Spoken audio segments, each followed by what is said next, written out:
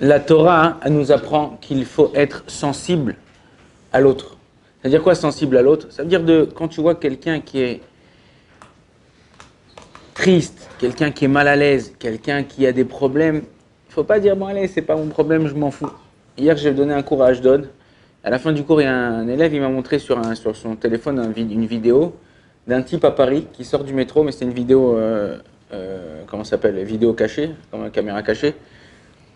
Et le type, il a fait exprès, il était habillé un peu comme un clochard, et il a fait exprès de tomber à la sortie du métro dans la rue.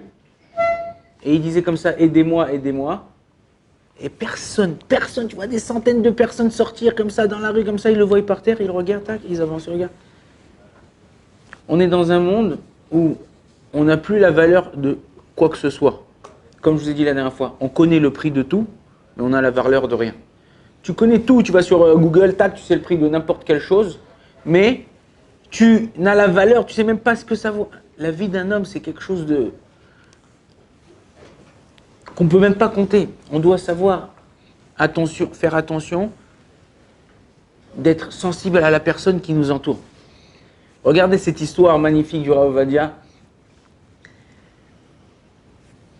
Son petit-fils, il habite ici à Ramot, il s'appelle Ziv Yosef, c'est le fils du Rav Avraham Yosef. Et il m'a raconté qu'une fois, son père, le Rav Avraham Yosef, c'est le Rav de Choulon, une fois il était invité Shabbat chez son père, il n'y a pas si longtemps que ça. Rav Ovadia, il est mort il y a 5-6 ans. Le Rav, il avait 88 ans quand ça s'est passé cette histoire, il faut rajouter, bon, c'est un peu moins d'une dizaine d'années.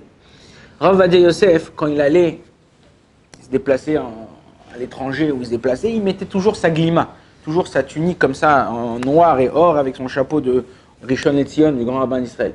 Quand il était chez lui à la maison, quand c'était Shabbat, il se mettait en pantalon noir, chemise blanche et sa redingote comme ça. Et un jour Shabbat, lui chez lui, moi quand j'ai eu le mérite d'habiter, d'être voisin avec lui, pendant un an, de début de mon mariage jusqu'à un an, on habitait là-bas, un an et demi, j'ai dû faire dans l'année peut-être 3 ou 4 fois les tachanoun, les supplications. Pourquoi? Parce que tous les jours chez Rav Ovadia, il y avait ou un khatan, ou un brit, ou quelque chose qui, il n'y avait pas besoin de faire tachanoun. Et Shabbat, il y avait un brit, et il y avait toute la famille qui est venue. Et quand on arrive pour emmener le Rav Ovadia sur la chaise, il avait 88 ans, la chaise du brit, la grand-mère, elle était vieille aussi, elle dit « Faites attention, ils sont en train de vous rouler, c'est pas le Rav Ovadia, c'est pas le Rav Ovadia, faites attention, ils sont en train de vous rouler, c'est pas le Rav Ovadia !» On dit « Mais attends, qu'est-ce qu'il y a maman, calme-toi, qu'est-ce qui se passe ?»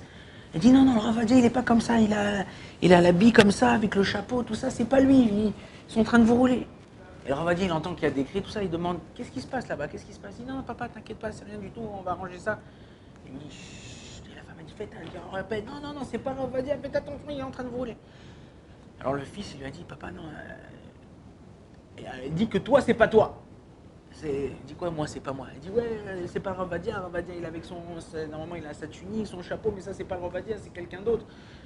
Rav Ovadia, il a entendu ça, il a dit attendez 2 secondes. Il habitait au premier étage, il est monté chez lui, il s'est 88 ans, il s'est changé, il a remis le truc, il est descendu.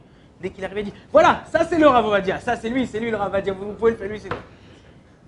Qu'est-ce que tu t'en fous qu'on dise c'est toi ou c'est pas toi? Tu sais qui tu es, toi? Assis-toi, fais ta bracha, c'est le Gdolador, c'est le grand de la génération. Fais ta bracha, prends le petit le bébé sur tes joues et c'est tout. Non.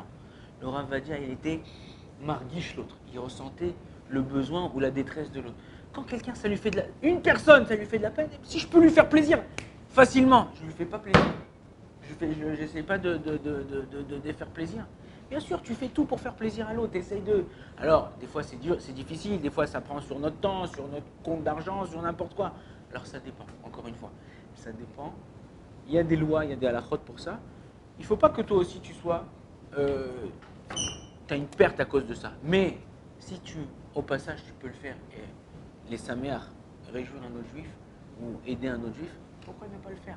On a le devoir d'essayer à chaque fois de encourager, que ce soit déjà à la maison, nos frères et sœurs, nos parents, nos femmes, nos enfants. Si tu ne fais pas ça et tu fais ça à l'extérieur, tu n'as rien compris. Le chesed, il commence à la maison. La bonté, être bon avec l'autre, ça commence d'abord chez toi. Une fois que tu as travaillé sur tes midotes chez toi, tu peux le faire chez les autres. Mais quelqu'un qui est gentil dehors, il fait le beau gosse dehors, il est gentil avec tout le monde, tout ça, c'est facile. Combien tu vois la personne? 10 minutes, un quart d'heure, 1 heure par jour. Et quand tu es à la maison, c'est minute après minute, jour après jour, heure après heure. Là, c'est plus difficile de travailler sur ces midot. Et ça, c'est le vrai avodat midot. Baruch Adonai, le olam, amen, amen.